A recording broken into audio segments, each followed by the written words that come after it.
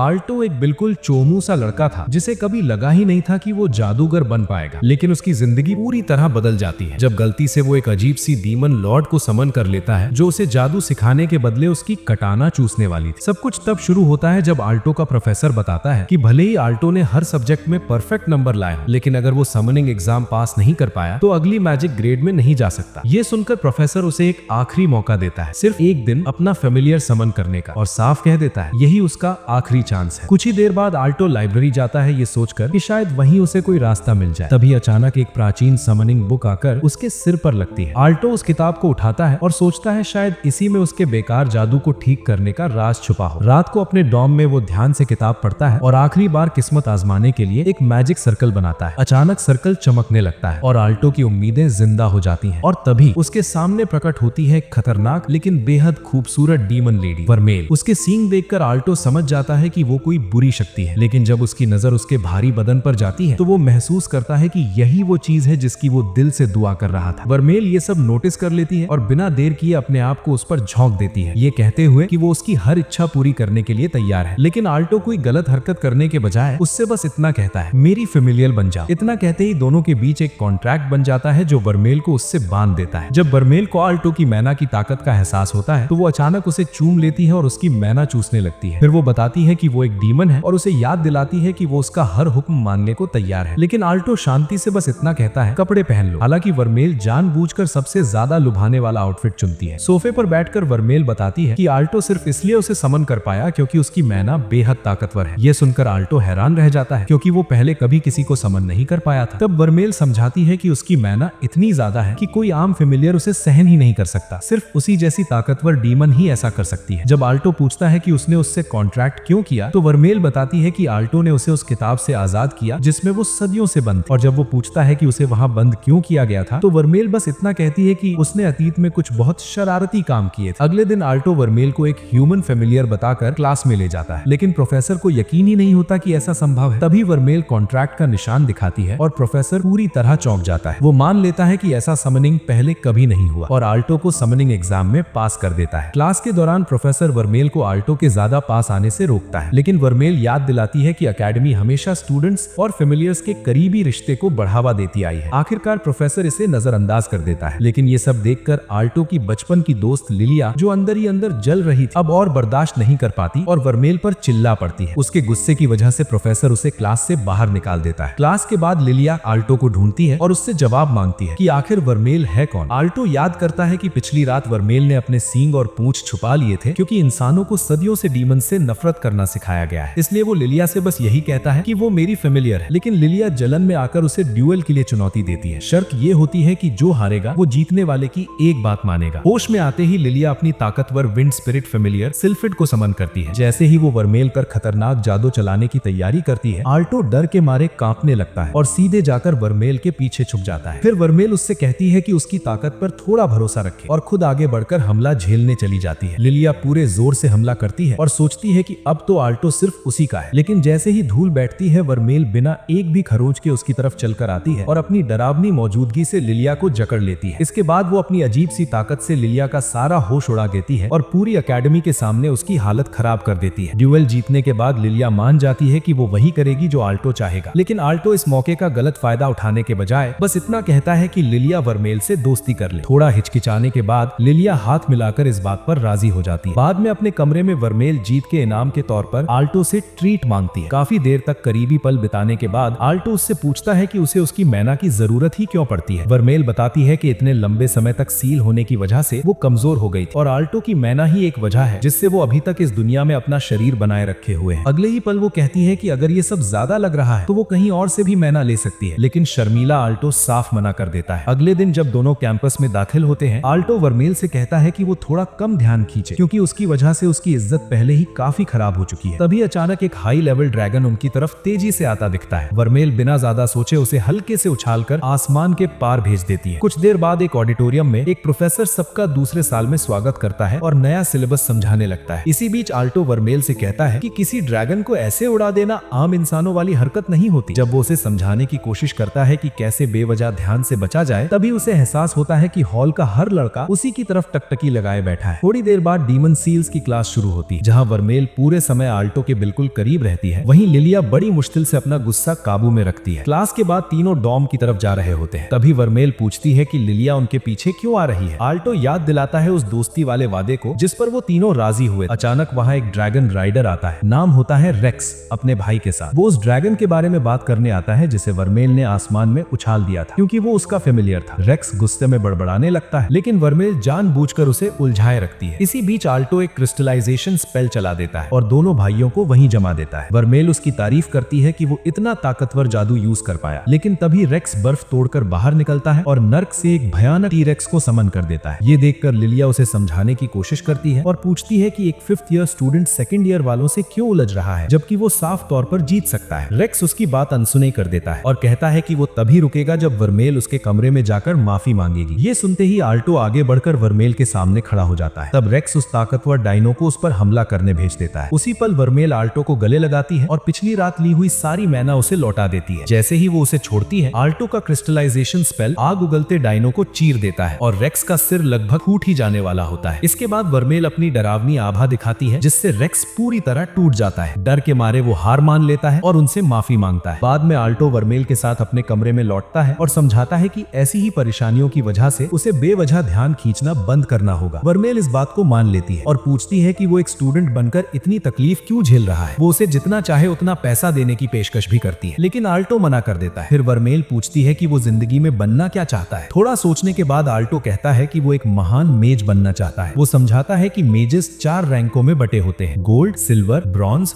और अप्रेंटिस।